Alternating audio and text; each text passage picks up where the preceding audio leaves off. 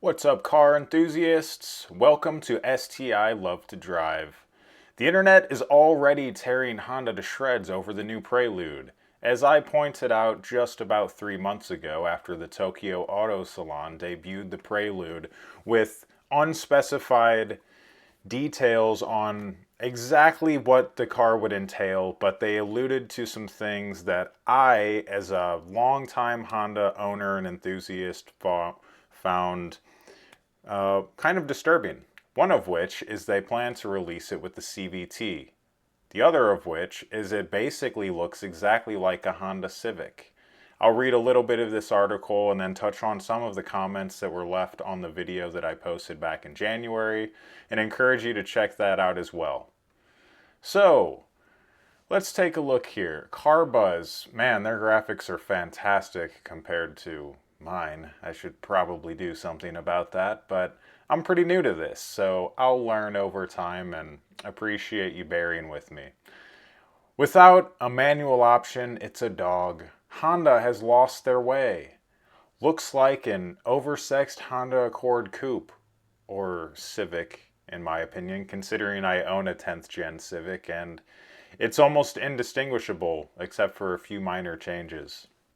30 years of progress should bring us a better car than this. I could not agree more.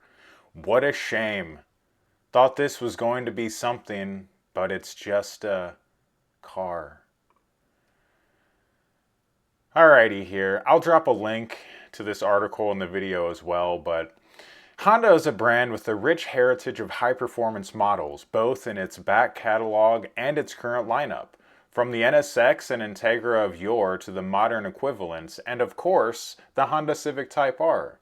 That's not even touching on various SI derivatives and the S2000 that everyone keeps begging the automaker to bring back.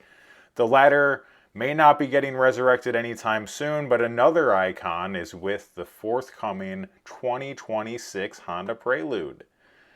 So what we know so far: base trim, a 2-liter inline-4 gasoline hybrid, front-wheel drive, with a CVT unconfirmed allegedly, but based upon market trends and generally how most people, especially in America, feel about driving, they want something else to do the work for them because they actually don't enjoy driving.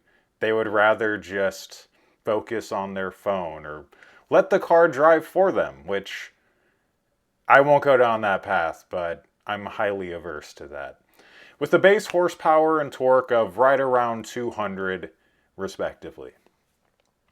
Since a static concept was revealed with the seemingly production-ready design in 2023, the internet has been ablaze with commentary and questions. Will it come to America? Will this be a credible rival to the Toyota GR86? Will it get the Civic Type R's 2-liter turbocharged engine? Will it have a manual gearbox? Honda has provided answers to many of these questions, but not all the answers have left fans with a smile on their faces. Yes, it's coming to America, but no, it won't get the Type R's engine.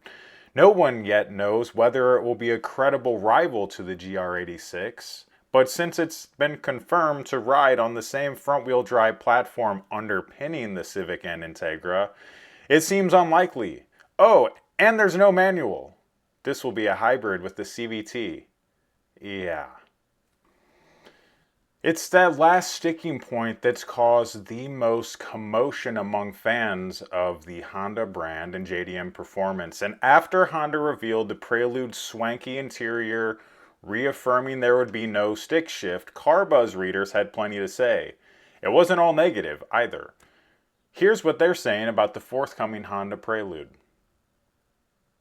Note, comments have been taken from CarBuzz readers on various stories about the Honda Prelude. Comments may have been edited for spelling, grammar, and clarity, but the opinions remain unchanged. Final specifications for the 2026 Honda Prelude have yet to be confirmed. The CVT could be a make it or break it for the Prelude's success, and I totally agree, because through name recognition alone, anyone who sees that Honda is bringing back the Prelude is thinking about the old school manual, probably with an H22. that we all knew and loved. And for them to come back and throw a CVT is almost like a slap in the face. And I'm trying to wrap my mind around why they would do this other than marketing and trying to make money. Yes, those are huge motivating factors. I work in sales, so I understand those two concepts very well. But is this something they're looking to make a massive amount of money on, or are they trying to bring people to the brand through a fun, sporty car? In my opinion, there have been other manufacturers that are very successful now that released high performance vehicles with a relatively small audience, like the Evo or the STI. Both of those things brought people into the brand, into the manufacturer's realm, drew a lot of interest. Enthusiasts then grow up, so to speak. They have families or they look at other cars in the lineup and they have that nostalgia of, man, that was such a fun car. Look at what else this company's making now. I'm going to invest. Maybe I'll get a second car or whatever it may be and go back to that brand. So the thought that you need to immediately come out and make a huge impact in terms of a lot of sales, I think it's entirely marketing and sales based, which isn't always bad, but Honda is established. They have a name that is known for performance, and a lot of people who are now reaching my age group, I'm 40 years old, they are probably looking to get multiple cars, or they already have multiple cars in order to suit the needs of their family or their kids that are growing up or whatever it may be. So, to come out and throw a CVT in this and then call it, like, what do they even call it? It's the Sporty S Plus shift mode with simulated shifts. No. Let us drive the car. I don't want simulated shifts through some abomination of a transmission. At the very least, if you're going to make it an automatic, give it a DCT. I don't... Again, please leave your thoughts and opinions.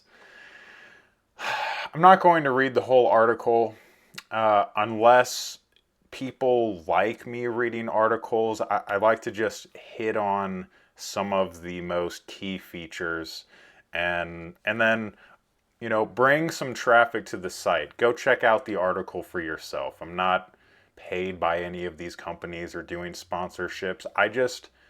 I see headlines that catch my attention and I like to cover it and talk about it because this is part of my childhood. I knew many people that had Preludes when I was younger. I had a CRX and then a Civic and then a Fit and then a Civic and then another Civic. So I've been around the block with Hondas.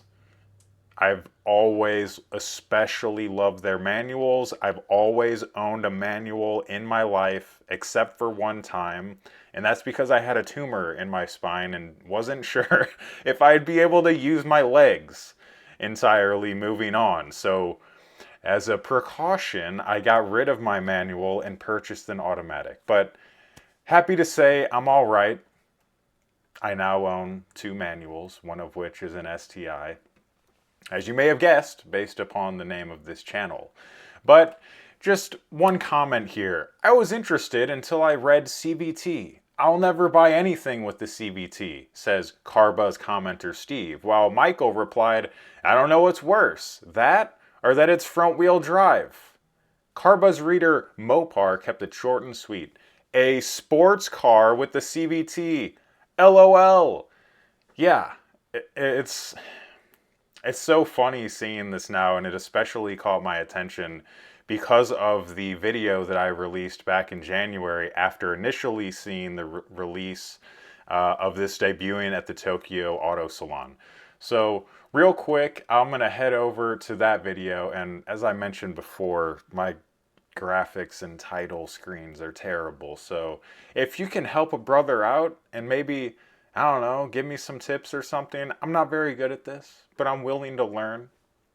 Continual improvement, that's the way to go. And yes, I liked my own video. All right, here we go. There were a total of 38 comments, many of which were mine. Ivan 5902. I'm 47. I was in the car scene back in the late 90s, early thousands. I was hoping for a good Prelude. We're not even getting anything good. I wanted a GR86 competitor. It speaks directly to the article that I'm highlighting.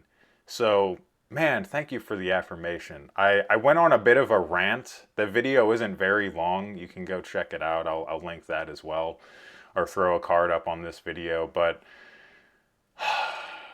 there were some other comments here. I fell in love with the EF Civic back in '88.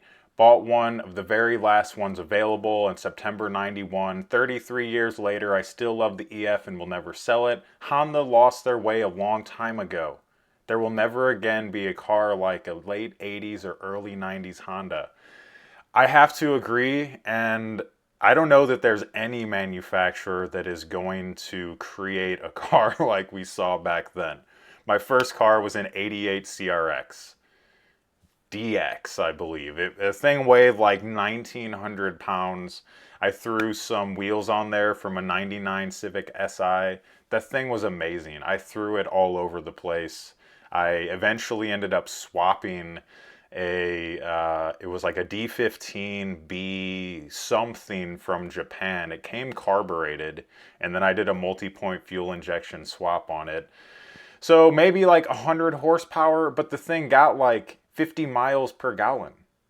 And it weighed nothing. It was so much fun to drive, and it wasn't super fast. But unfortunately, I don't think we'll see anything like that anytime soon. Let me see if I can find one. Here's another. The Prelude should have been a front-wheel drive competitor to the GR86, an affordable, sporty car. I'm not mad at 200 horsepower. That would be enough if it was light enough and had a manual. All right. Yes, I can see what you're saying. It's a 2016 Civic LX Coupe. It has the naturally aspirated 2-liter. It has intake, downpipe. It has an off-the-shelf tune from K-Tuner, and that thing livened up so much compared to what came from the factory. I would say it's like 159 horsepower stock at the crank, so probably close to 200, and that car is a lot of fun to drive. But I'm pretty sure the GR86 is faster, and it's rear-wheel drive.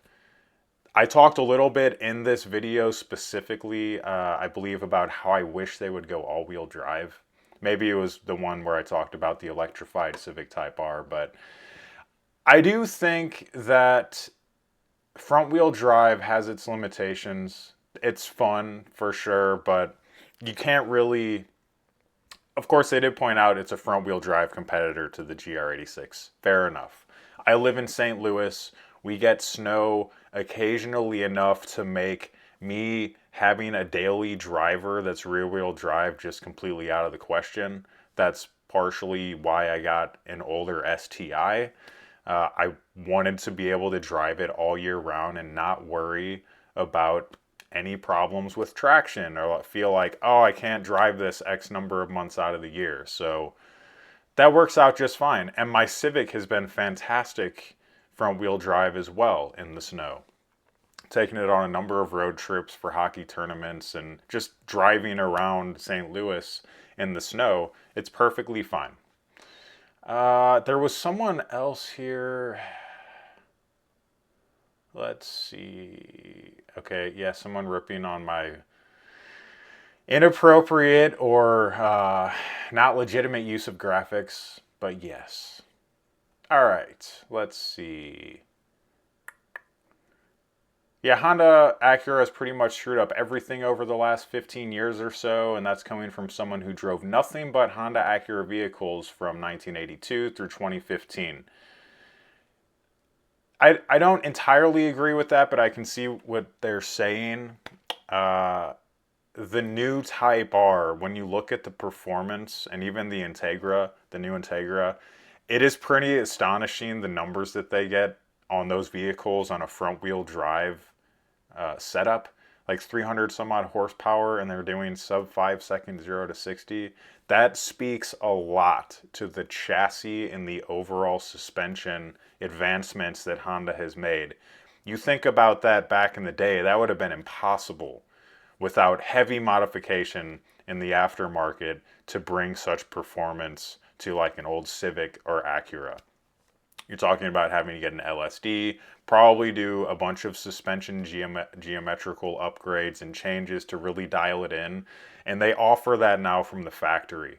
And I can say, having driven a 94 Civic, 2012 Civic, my 88 CRX, and now a 2016 Civic. Actually, I owned all of those, so I drove them quite a bit.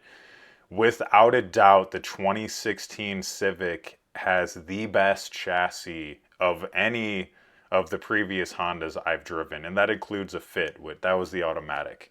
But it was astonishing to me how much better the 2016 Civic felt compared to my 2012 Civic Si. Just whatever they did in terms of changing the chassis was crazy. So again, I would encourage you, check out first this article from CarBuzz, and if you'd like to, check out the video that I released where you can kind of hear me go on a similar rant, but that was more just off the cuff, like right after I read the article. So I appreciate your time. Take care. Peace.